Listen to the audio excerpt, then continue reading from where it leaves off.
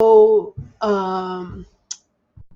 we read um, this newest book by Rex Chapman. Um, it's hard for me to live with me, and it was really good, really entertaining. Let me see. I don't put the copyright on there. It has a really hardcore copyright clause in it that I haven't seen before. So I didn't pull like a ton of quotes from it or anything like that. Um, but I did just put together some like outline kind of notes. So I'll run over those really quick. It's a really easy, quick read, and we haven't really read very many biographies. So for that reason, I find them, a lot more comprehensive than some of the analytics and stuff we've done. And it's just he just goes chronologically through his life. Which I don't, it's funny because I don't actually remember him as a basketball player. I just know him from his later career, like his Twitter fame and stuff like that, which he does talk about. But so he sort of goes through like his formative years being the son of a coach and um, having ADHD and being and his complete and total basketball obsession. Like school, he says that, he was smart, but school was really easy for him. He didn't work at it ever. He could do well on tests and stuff like that. And basketball was the one thing that he was completely obsessed with. So he would like go seek it out and study it and find it and play every single game there was to play, like whether it was on his side of town or across town or with the white kids or with the black kids or he made a lot of friends and connections, and then he was tremendous at it in high school. And it sounds like he didn't say explicitly, but it sounds like a lot of his motivation was impressing his dad. um, but his dad was sort of, you know, didn't give praise really freely, always had something kind of hard to say about his basketball performances, but it motivated him to be better, or to do something differently. And later on, he sort of realizes what an advantage it is to have, a dad as a coach, because he knew so many things just from hanging out at his dad's practices all the time. He knew a ton of the plays. He knew what was important. Um, so I thought that was really interesting. And then his dad only came to see like, I don't know, some of his games in high school and would make sort of like snide comments about them, but they were things that helped him improve his game. And then I did go back and watch like a couple clips of him playing, and he was kind of like a high flyer, um, like a dunker and a slasher and stuff like that. So he had a really fun game. And then he talks a lot about he started dating this girl Sean in high school who was black and got a lot of shit for it from everybody. Um, and they couldn't really ever go public with it because people just talked so much shit about to him, about her, to her, about him, about the whole like situation, like and he couldn't shake it off. Basically, he couldn't let it just slide off his back. Like he took it really personally and seriously, and like internalized that criticism as like he wasn't good enough, she wasn't good enough, and everybody hated them and that kind of thing, rather than and he really, like, I would say, like, later on in life, he like derides himself really badly for not being brave enough to be public with it. And then, and along with that, he played, obviously with like a lot of black kids and a lot of black neighborhoods, stuff like that. And he had this like very internalized sense of how unjust the racial kind of narrative against all of it was. So he talks about that a lot and how he wishes he would have been more proactive about pushing against it. So then after like having several opportunities to go to a bunch of different colleges, he chose Kentucky, which the Kentucky stuff was really interesting. Like, so a lot of stuff about the coach when he was there being an alcoholic, and some of it's a little shocking. A lot of name dropping in here. Gosh, what's the assistant coach who's in Detroit now? Who's not?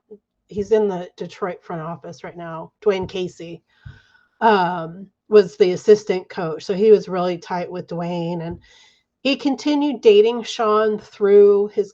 I think he was at Kentucky for 2 years and continued to not be brave enough to come out with the relationship, which again, like he had like inner turmoil about not being able to do that, but he felt like the fans and the coaching staff in Kentucky were um, exceptionally judgmental about it. And even though they all knew that he was in a relationship with Sean, he was just told like over and over again, you can't go public with it. Like nobody will put up with that. Like you're King Rex here at Kentucky, and we can't have that. We can't have that blow to your image and our image and that kind of thing. So he really internalized that as being deeply unfair and deeply racist, which it was. Um, and there's a lot of stuff about in the Kentucky part of the book that I think is a little shocking as far as like how like he had some definite like mental health crises during his time there, which some of them were related to him dating Sean. Um, it seems like, and some of them were more about him just being a fuck up. Like he wasn't super serious about anything, and he would like pull a lot of pranks and get away with a lot of shit. And basically, he was enabled to get away with a ton of shit. And then he talks a lot about like how he was funded as a college athlete at the time, which is pretty shocking. Although I think we kind of know all that stuff as, recognize it as fact at this point. Um, but that was definitely worth a read if you have any interest in understanding how fucked up the college athlete system is and has been. And I mean, basically, it was like, you need money, here's $1,000, or you need a car, like here's a car. Like they would just pretty much provide anything that he wanted or needed because he was their star. And so the boosters would just shell out. But at the same time, when he pretty much had a breakdown at one point, and instead of getting him real help, they basically like sent him to like a booster's house that had like a guest house or something, and had him like try and like tough it out, which is fine. He did come through it, but I don't think it resolved anything for him down the road. Like there was no work done to understand what the breakdown was truly about, or to help him get to a place where he could. And it was precipitated by this sort of pushback from the coaching staff that he could not date Sean publicly. So and that's complicated too. Like he sort of had a cheating problem. I mean, he wasn't super loyal to Sean either, but I mean, she was his main girlfriend for a really long time, and he was really in love with her, it sounds like, even though he did fuck around on her. So anyways, I just that part is really interesting, and it was such a short period of time too, but it just seems like a lot happened, and a lot of the stuff that he talks about I think is relevant still to sort of like what a college athlete goes through, what a star college athlete goes through, etc. And who's still in charge of those kind of things. And then so he played for the Hornets, played for the Wizards, he played for the Heat, and he played for the Suns. But the Heat season was cut pretty short by injuries, and then the son's career part, he was hurt a lot of it. He had like a one good year, I think, and then he was hurt a lot of the time, and then that's where he started. He was given opioids to recover from one of his surgeries, and he couldn't get off of them for a long time. Um, so the Hornets, I mean, there was a lot of like he dropped a lot of anecdotal kind of player um, stories that were just fun and cute, and talked about like how Muggsy was a great guy, and he talked about Dell Harris and being around Steph when he was like a really little kid. Um, and I'm trying to think of all the different ones. They're just fun anecdotes for basketball junkies who remember that era of basketball. But he said he especially like was complimentary of how uh, Muggsy and Dell took him under their wing, because he was just like he was a total shit ass rookie. Like he knew nothing. Like he didn't know how to pay bills. He didn't know how to do laundry. He didn't know shit. Like, and they pretty much took him under their wing and tried to show him the way. And then I think he was on the Hornets still when he got married. He didn't marry Sean. He married a white girl that he didn't even really, it didn't seem like he really even necessarily liked her that much. But they did have like four kids. And I mean, obviously they had like a pretty long-term relationship, and she stood by him through a lot of really shitty stuff. Like his dad was a gambler. Like he went to horse races all the time, and gambled on the horses, and he taught Rex how to do that as well. And so Rex became essentially like I mean, I think it's a common with ADHD to be either completely disinterested in something or obsessed with it, right? So he became obsessed with horse gambling. So he was a hardcore gambler for many years. I can't remember if he talks about cheating on his wife's name is Bridget, and so he talks about her a lot. Obviously, they have four kids, and I think that his kids are the reason why he comes out of his downward spiral. Ultimately, it seems like that they're kind of the love of his life um, as that kind of thing goes. And then, so like I said, coming out of Phoenix, he pretty much got strung out on opioids, and then had a series of like NBA jobs that he was like making work while he was strung out and gambling. And then everything pretty much started falling apart. Like the gambling was out of control. Like he talks a lot about one of the things that I found really interesting was about his finances, like how much money he made, and how he never got a good like well, he had a financial person, but he never really like, paid any attention to them or took their advice on anything. So he didn't really invest. He just kept spending all this money as it came in, and then he basically ran out. I mean, and trying to keep up with the gambling and the drug addiction was so expensive that eventually he had to like he was like robbing an Apple store, and then he'd go take all the phones and stuff and sell them at a pawn shop.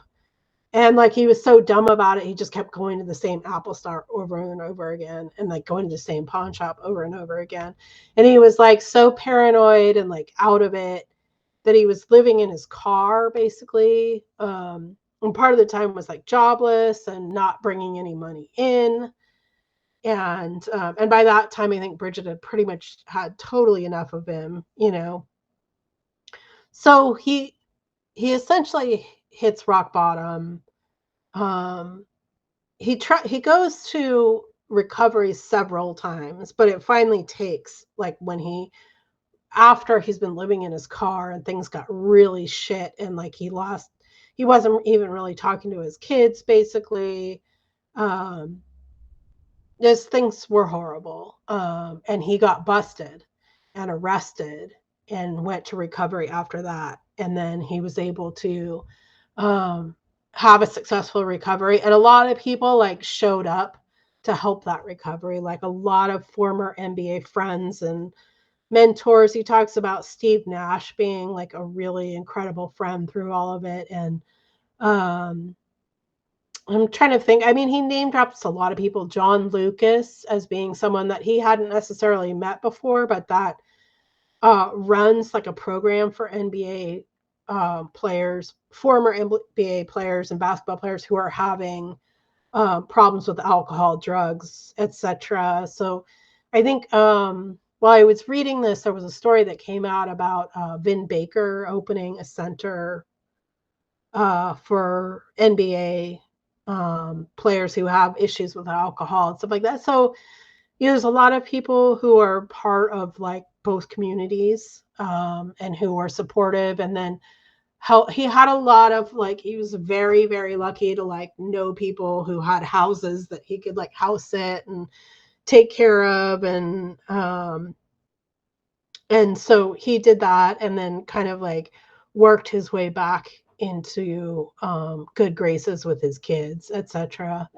So he got a lot of second chances, and one of them eventually Kentucky came and asked if he wanted to do color for the Kentucky games, and he like jumped at the chance because he had absolutely nothing else going on financially.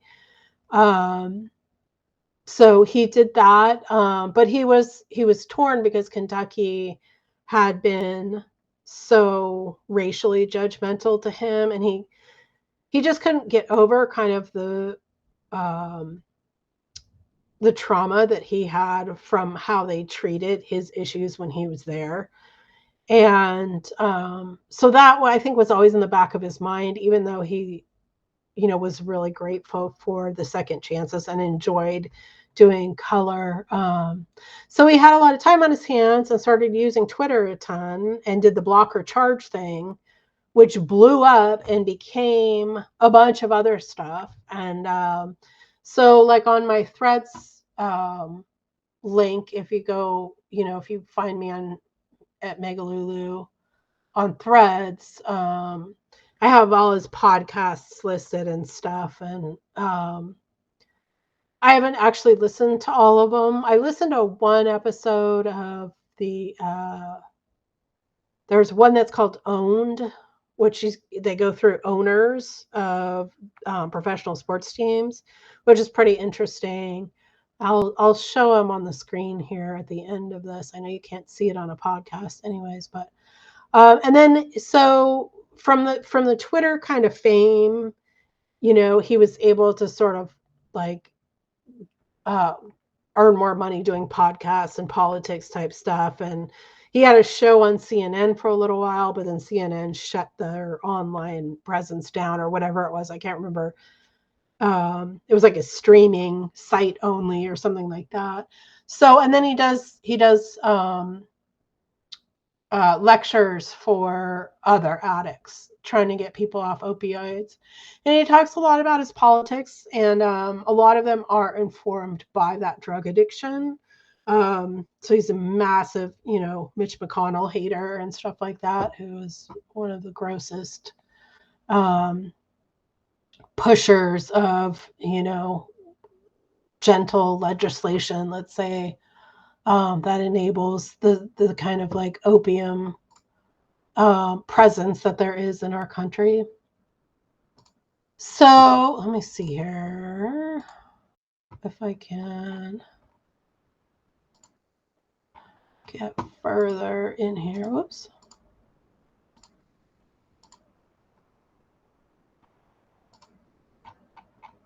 Oh, I can't find all my links.